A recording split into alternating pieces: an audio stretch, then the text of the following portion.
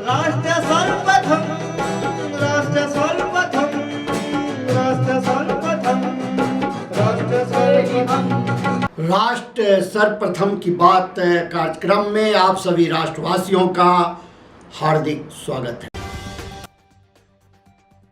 प्रसिद्ध कामाख्या मंदिर के कपाट अंबुबाची मेले के अवसर पर पिछले 4 दिनों से बंद रहने के बाद बुधवार को सुबह श्रद्धालुओं के लिए फिर से खुल गए और शक्तिपीठ पर भक्तों की भीड़ देखी गई। आपातकाल की 25वीं बरसी पर संसद के मकर द्वार पर विरोध प्रदर्शन करते हुए एनडीए नेताओं ने तख्तियां दिखाई और नारे लगाए। प्रधानमंत्री नरेंद्र मोदी ने एक महत्वपूर्ण संसदीय कदम के तहत लोकसभा में अपने नवगठित मंत्रिपरिषद का परिचय कराया। प्रधानमंत्री नरेंद्र मोदी ने औपचारिक रूप से अपने मंत्रिमंडल के सदस्यों को संसद के निचले सदन में प्रस्तुत किया। मणिपुर के मुख्यमंत्री एन बीरेन सिंह ने कहा कि राज्य में मादक पदार्थों की तस्करी के मामलों में कुछ हद तक कमी आई है।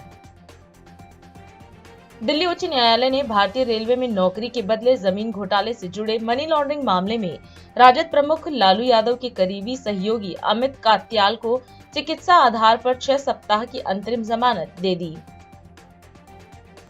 जम्मू कश्मीर के डोडा जिले के एक वन क्षेत्र में सुरक्षा बलों के साथ चल रही मुठभेड़ के दौरान एक आतंकवादी मारा गया।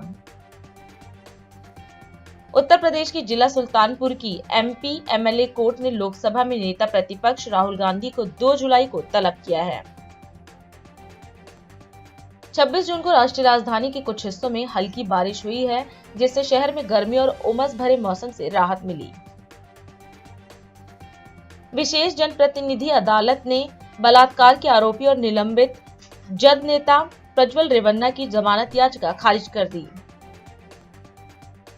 उत्तर प्रदेश कैबिनेट ने इक्का लाइन मेट्रो के विस्तार के लिए नोएडा सेक्टर 142 से बॉटनिकल गार्डन तक 11.56 किलोमीटर लंबे कॉरिडोर की डिटेल्ड प्रोजेक्ट रिपोर्ट को मंजूरी दे दी। 18वीं लोकसभा के लिए ओम बिरला को स्पीकर चुन लिया गया है। ध्वनि मत से वह लोकसभा अध्यक्ष चुने गए। विपक्ष ने उनके नाम का विरोध नहीं किया। वहीं प्रधानमंत्री मोदी ने ओम बिरला को दोबारा लोकसभा अध्यक्ष चुने जाने पर बधाई दी और कहा कि हमारा विश्वास है कि ओम बिरला आने वाले 5 साल तक सभी का मार्गदर्शन करते रहेंगे।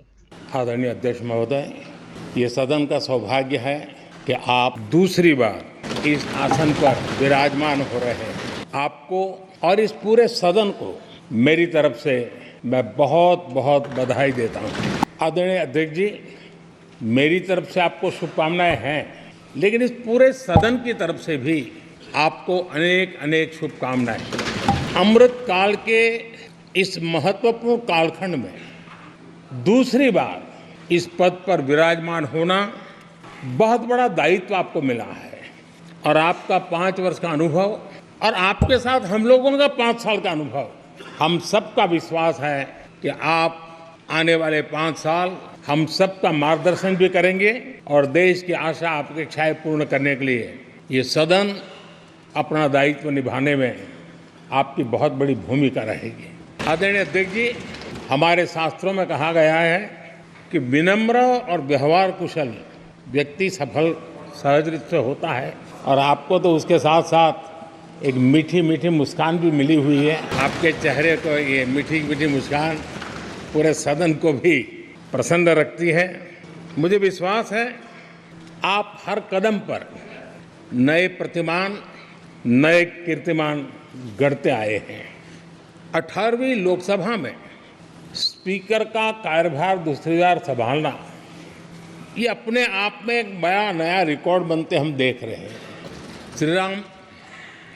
श्री बलराम जाखड़ जी वो पहले ऐसे अध्यक्ष थे जिन्होंने 5 साल कार्यकाल पूरा करके फिर दोबारा उनको स्पीकर बनने का अवसर मिला था। उसके बाद आप हैं जिन्हें 5 साल पूर्ण करने के बाद दोबारा इस पद पर आसीन होने का अवसर मिला। आदरणीय अध्यक्ष जी, इस सदन में ज़्यादातर हमारे सभी माननीय सांसद आपसे परिचित हैं, लेकिन मैं एक सांसद के रूप में और हम सभी सांसद के रूप में आप जिस प्रकार से एक सांसद के नाते काम करते हैं, ये भी जानने योग्य है और बहुत कुछ सीखने योग्य है। मुझे विश्वास है कि आपकी कार्यशैली एज ए सांसद भी हमारे जो फर्स्ट टाइमर सांसद हैं, हमारे युवा सांसद हैं, उनको जरूर प्रेरणा देगी। आपने अपने कार्यक्षेत्र में, संसदीय क्षेत्र में स्वस्थ माँ और स्वस्थ शिशु एक कमिटमेंट के साथ जो अभियान चलाया है और सुपोषित माँ, इस अभियान को आपने जिस प्रकार से अपने क्षेत्र में प्राथमिकता देकर के खुद को इन्वॉल्व करके किया है, वो वाकई प्रेरक है। आपने कोटा के ग्रामीण क्षेत्रों में हॉस्पिटल ऑन व्हील्स, ये भी एक मानव सेवा का उत्तम काम, जो राजनीतिक कामों के सिवाय करने वाले कामों में आपने चुना है, वो भी अपने आप में गांव-गांव लोगों को स्वास्थ्य सेवाएं पहुंचाने में मदद कर रहा है। आप नियमित रूप से गरीबों को कपड़े, कंबल, मौसम के अनुसार छाता की जरूरत है छाता, जूते, ऐसी अनेक सुविधाएं समाज के आखिरी तबके के जो लोग हैं उनको खोज करके पहुंचाते हैं। खेलों में प्रोत्साहन देना आपके क्षेत्र के युवकों में, ये आपने एक प्राथमिकता के रूप से काम उठाया है।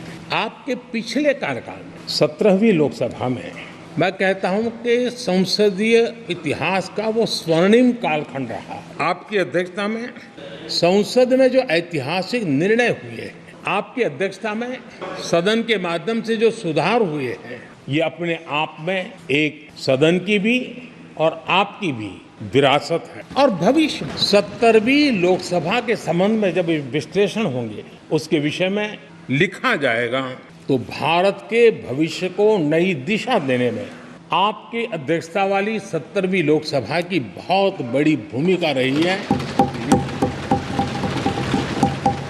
आदरणीय अध्यक्ष जी, 17वीं लोकसभा में नारी शक्ति वंदन अधिनियम 2023, जम्मू कश्मीर पुनर्गठन विधेयक, भारतीय न्याय संहिता, भारतीय साक्ष्य बिल, भारतीय नागरिक सुरक्षा संहिता, सामाजिक सुरक्षा संहिता, digital personal data protection bill, मुस्लिम महिला विवाह अधिकार संरक्षण विधेयक, transgender persons protection of rights bill, consumer protection bill, direct tax विवाद से विश्वास विधेयक, सामाजिक, आर्थिक और राष्ट्रीय महत्व के ऐसे कितने ही महत्वपूर्ण ऐतिहासिक कानून 17वीं लोकसभा में आपकी अध्यक्षता के अंदर इस सदन ने पारित किए हैं और देश के लिए एक मजबूत नींव बनाई है।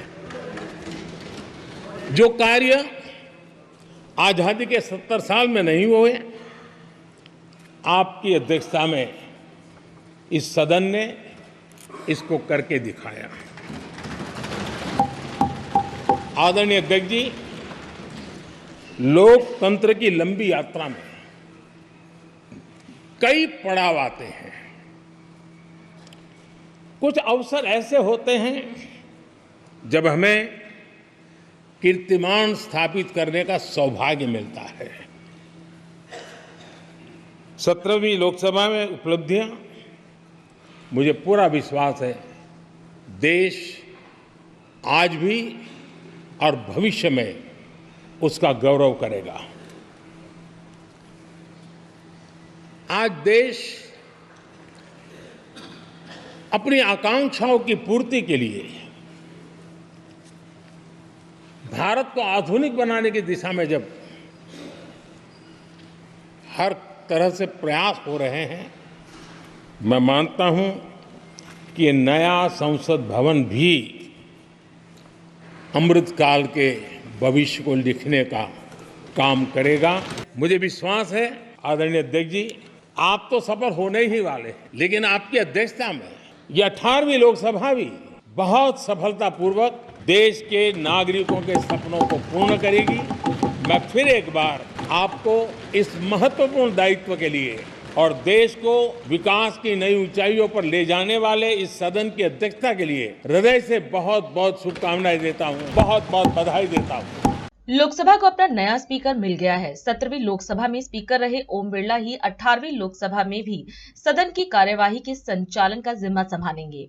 ओम बिरला के स्पीकर के आसन पर फिर से आसीन होने के बाद बधाइयों और शुभकामनाओं का दौर शुरू हुआ। सत्ता पक्ष के साथ ही विपक्ष से कांग्रेस सांसद राहुल गांधी ने ओम बिरला को दोबारा लोकसभा अध्यक्ष चुने जाने पर बधाई दी। Speaker sir, I'd like to congratulate you for your successful election, for the second time that you have been elected. I'd like to congratulate you on behalf of the entire opposition, on behalf of the India Alliance. Speaker, sir, this House represents the voice of India's people. And you, Speaker, sir, are the final arbiter of that voice. Of course, the government has political power, but the opposition also represents the voice of India's people. And this time, the opposition represents significantly more voice of the Indian people than it did last time.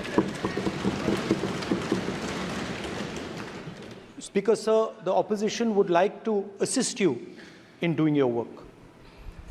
We would like the House to function often and well.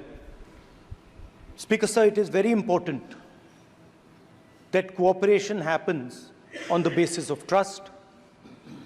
It is very important that the voice of the opposition is allowed to be represented in this House. I'm confident that you will allow us to represent our voice, allow us to speak, allow us to represent the voice of the people of India.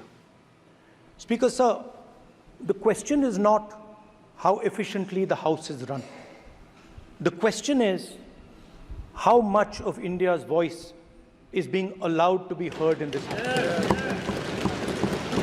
So the idea, Speaker, sir, so the idea that you can run the House efficiently by silencing the voice of the opposition is a non-democratic idea. And this election has shown that the people of India expect the opposition to defend the Constitution, the Samvidhan of this country. And we are confident that by allowing the opposition to speak, by allowing us to represent the people of India, you will do your duty of defending the Constitution of India. I'd like to once again congratulate you, Speaker, sir, and also all the members of the House who have won their election. Thank you very much. मुख्यमंत्री निवास भोपाल में लोकतंत्र सेनानी प्रादेशिक सम्मेलन का आयोजन किया गया। इस अवसर पर मध्य प्रदेश के मुख्यमंत्री डॉक्टर मोहन यादव भी मौजूद रहे। इस दौरान कार्यक्रम को संबोधित करते हुए सीएम ने आपातकाल को याद करते हुए कहा कि भारत में लोकतंत्र की पुनर्स्थापना के लिए सेनानियों ने जो संघर्ष किया उसके लिए समस्त देशवासी उनके कृतज्ञ हैं। वहीं मुख्यमंत्री ने लोकसभा में ओम बिरला का अध्यक्ष चुने जाने की चर्चा की और कहा कि उन्होंने अपने पहले संबोधन में आपातकाल के समय लोकतंत्र सेनानियों के संघर्ष को याद किया। इसके साथ ही सीएम ने लोकतंत्र सेनानियों के बच्चों के लिए निवेश व उद्योग स्थापित करने की भी बात की।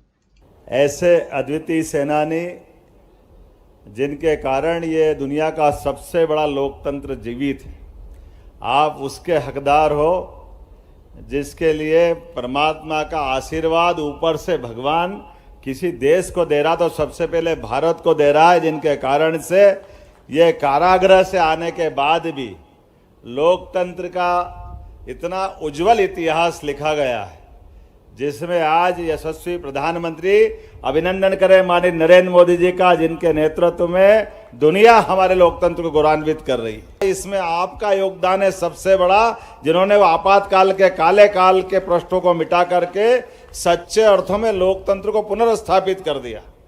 हम केवल कल्पना करें कि वो 75 का आपातकाल कोई कारण से आपका संघर्ष नहीं होता तो कितने साल हुए थे आजाद हुए को देश को? 20 साल तो हुए ही थे। आपके इस संघर्ष के कारण से सारी की सारी व्यवस्था सुव्यवस्था में बदली।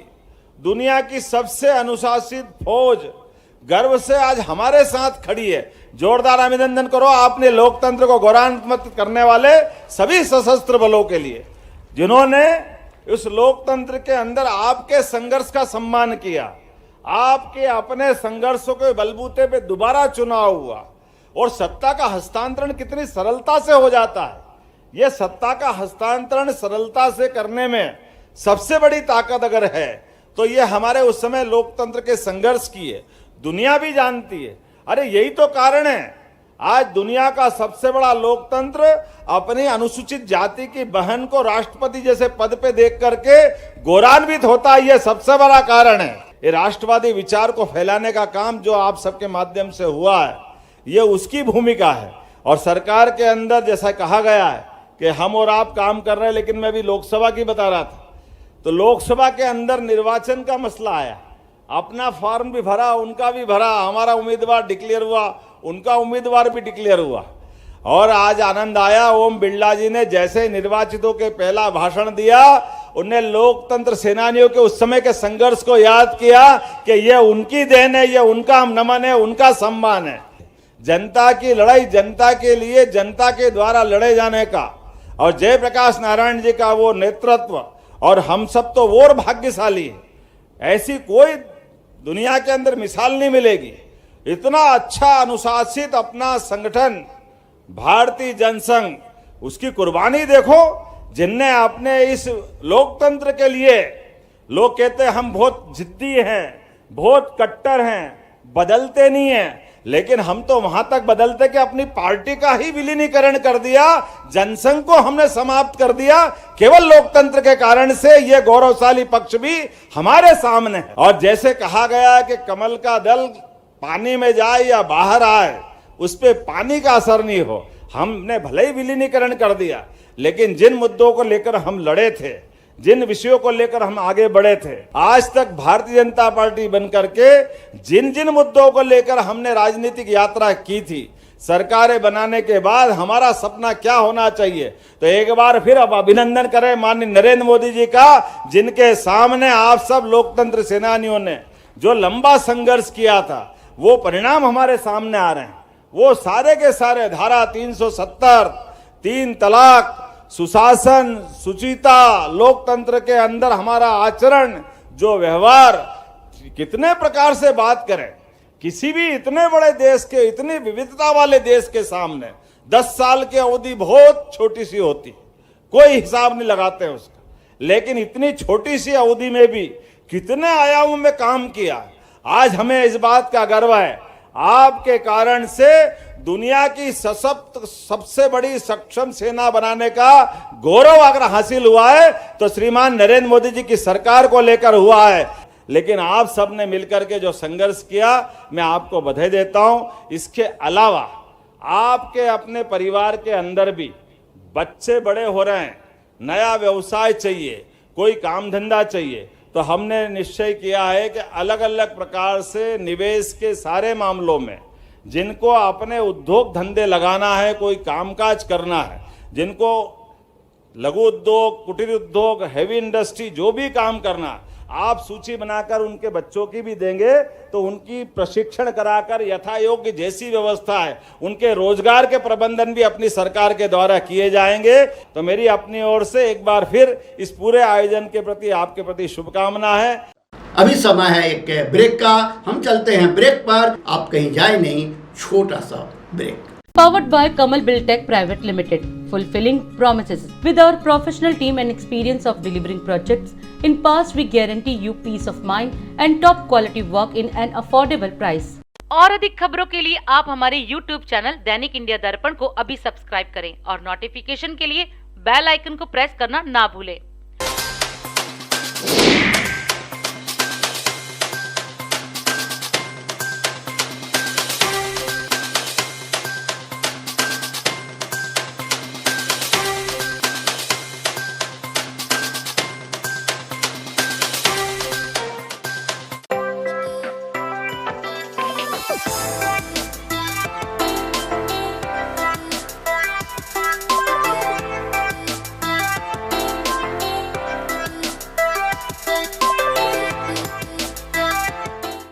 राष्ट्र सर्वप्रथम की बात कार्यक्रम में ब्रेक के बाद एक बार फिर आप सभी राष्ट्रवासियों का स्वागत है। पानी सत्याग्रह के दौरान तबियत बिगड़ने के बाद एलएनजेपी अस्पताल में भर्ती दिल्ली की जल मंत्री आतिशी से समाजवादी पार्टी के राष्ट्रीय अध्यक्ष अखिलेश यादव व सीपीआई-एम की पूर्व सांसद वृंदा करात ने अस्पताल पहुंचकर मुलाकात की।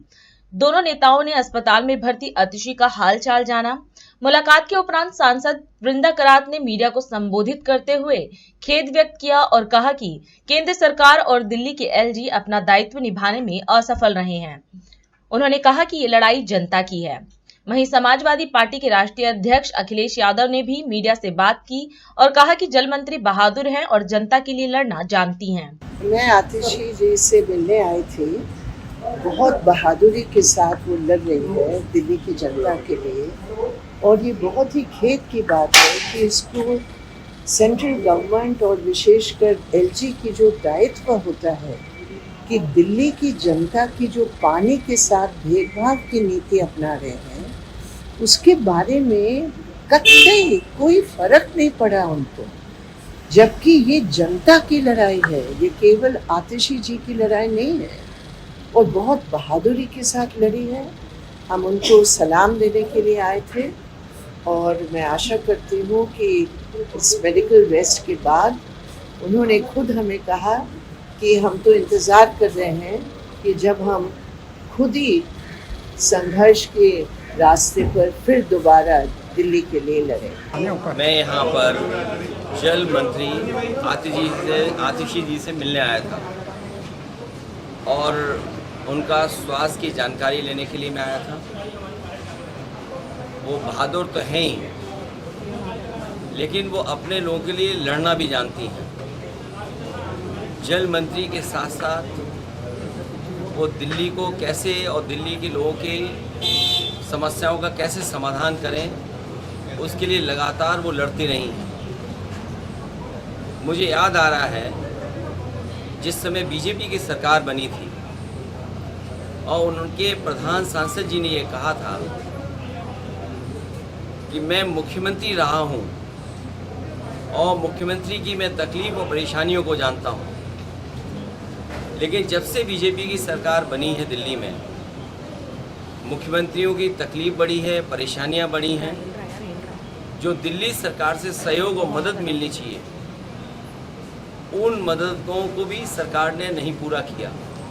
केंद्र सरकार ने सबसे ज़्यादा भेदभाव अगर किसी के साथ किया है तो वो दिल्ली सरकार के साथ, और ख़ासकर अरविंद केजरीवाल जी के साथ।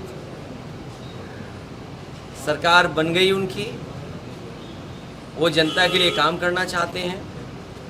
जनता का स्वास्थ्य कैसे बेहतर हो, उनको सही शिक्षा कैसे मिले और सुविधाएं कैसे मिल पाएँ। वहीं केंद्र सरकार लगातार रोड़ा अटका रही है, उनको तकलीफ परेशानी पहुंचा रही है, और जब उन्हें हर जगह से राहत मिलने का काम शुरू हो गया, जब वो बाहर आ जाते, ये केंद्र सरकार की जानकारी में होगा कि वो बाहर निकल आएंगे, वो निकल ना पाएँ, जनता के बीच में न पहुंच पाएँ, सरकार ठीक से न चला पाएँ, इसलिए फिर उन पे न जाने कौन सा मुकदमा लगा करके फिर उनको फंसा दिया गया। मुख्यमंत्री निवास रायपुर में आपातकाल स्मृति दिवस पर प्रदेश के लोकतंत्र सेनानियों का सम्मान समारोह आयोजित किया गया।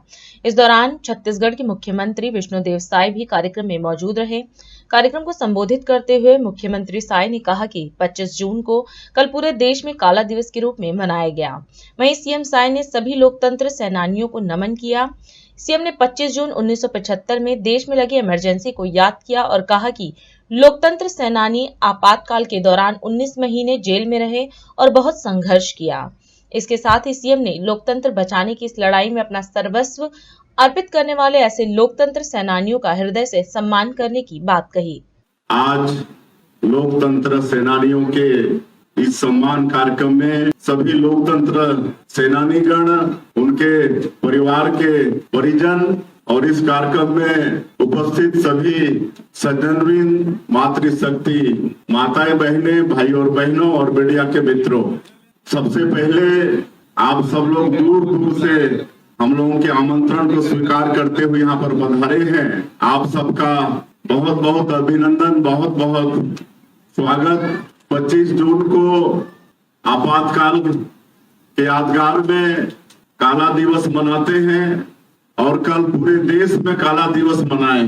आदरणीय राष्ट्रीय उपाध्यक्ष श्री सच्चिदानंद उपासने जी के साथ हम लोग विचार किए कि 25 तारीख को तो पूरे देश में अलग अलग जगहों में कार्यक्रम रहता है, लेकिन एक ऐसा तिथि तय किया जाए कि पूरे प्रदेश के जो हमारे लोकतंत्र के सेनानी हैं, बहुत जन हम लोग को छोड़ के चले भी गए हैं, लेकिन उनके परिवार के लोग हैं, एक बार उनका दर्शन करने की हमारी बड़ी इच्छा। सभी लोकतंत्र के सेनानी जो आज हम लोगों के बीच नहीं है, उनको मैं शत शत नमन करता हूँ। और आज जो यहाँ पर उपस्थित है उनके परिजन और लोकतंत्र के सेनानी, उनको भी मैं नमन करता हूँ। सबको मालूम है कि 25 जून 1975 को इस देश में आपातकाल थोपा गया था। उस समय की प्रधानमंत्री स्वर्गीय श्रीमती इंदिरा गांधी, जिनका लोकसभा का चुनाव इलाहाबाद हाईकोर्ट निरस्त कर दिया था और प्रधानमंत्री बने रहने के लालच में उन्होंने उस समय के राष्ट्रपति से आपातकाल घोषित करवा दिया था। और वो आपातकाल को सोचकर ही मन सिहर जाता है। हम लोग तो बच्चे थे, लेकिन वो परिवार कैसे कष्ट में रहा हम सब लोगों को मालूम है। हमारे परिवार से भी हमारे ताऊ स्वर्गीय श्री नरहरि प्रसाद साई जी वो मिसाबंदी थे, 19 महीना वो जेल काटे। और जब 77 में चुनाव हुआ तो रायगढ़ से सांसद हुए और मोरारजी भाई की सरकार में केंद्रीय राज्य मंत्री के रूप में उन्होंने काम किया। लेकिन हम अपने बीच में और कई लोकतंत्र सेनानी को देखते थे। एक बाल कृष्ण शर्मा कुलपुरी थे जिनको लोग देवकी महाराज के नाम से ज्यादा जानते थे। अपने परिवार में इकलौता वो कमाने वाले थे और वो जेल चले गए, 19 महीना जेल में रहे। और वो बताते थे कि उनके जेल चले जाने के बाद उनका परिवार कैसे कष्ट सहा। मतलब चूल्हा जलना मुश्किल हो गया था ऐसे परिवार में। वो बताते थे कैसे कैसे कष्ट सहे। और जब हम उनके घर में जाते थे तो उनके बेटा बेटी हमेशा उनको उलाहना देते थे कि आपने हम लोगों के लिए क्या किया, कुछ तो किए नहीं, आज हमेशा उपदेश देते रहते हो। इस तरह से उलाहना उनको देते रहते थे उनके बच्चे। तो ऐसे और भी अनेक परिवार होंगे जिनका घर इस इमरजेंसी के कारण, आपातकाल के कारण बर्बाद हो गया। लोकतंत्र में जो अधिकार होता है वो छीन ले गया था। मीडिया जगत का अधिकार छीन लिया गया था। कहते हुए भी दुख लगता है कि कैसे सबको जेल में घूस दिया गया। ये इमरजेंसी में इस देश के लोगों के साथ ही बर्बरता हुआ। ये सब आप सब लोग जानते हैं। और इसके यादगार में हम लोग 25 जून को काला दिवस मनाते हैं। और हम धन्यवाद देना चाहेंगे श्री सच्चिदानंद उपासने जी को, जिन्होंने लोकतंत्र सेनानी संघ का गठन किया है। और जो हमारे प्रदेश में अब तो ये पूरे राष्ट्र में हो रहा है, सबको जोड़ने का एक प्रयास उनका, इसकी जितनी प्रशंसा की जाए बहुत कम है। मैं लोकतंत्र सेनानी संघ बहुत बहुत शुभकामनाएं देता हूं कि ये संघ और बड़ा होता रहे और हर साल इस तरह का कार्यक्रम हम लोग करते रहे और पूरे लोकतंत्र के सेनानी और उनके जो परिजन हैं उनको जोड़ के रखने का काम इस संघ करता रहे। मैं हम लोगों के आमंत्रण पर दूर दूर से यहाँ पर आए आप सब लोगों का एक बार हृदय से अभिनंदन और स्वागत करते हुए, और जितने भी दिवंगत लोकतंत्र सेनानी हैं और वर्तमान में और उनके परिजन हैं, सबको मैं नमन करते हुए अपनी बात समाप्त करता हूँ। जय हिंद, जय भारत, जय छत्तीसगढ़। और अधिक खबरों के लिए आप हमारे YouTube चैनल दैनिक इंडिया दर्पण को अभी सब्सक्राइब करें और नोटिफिकेशन के लिए बेल आइकन को प्रेस करना ना भूलें।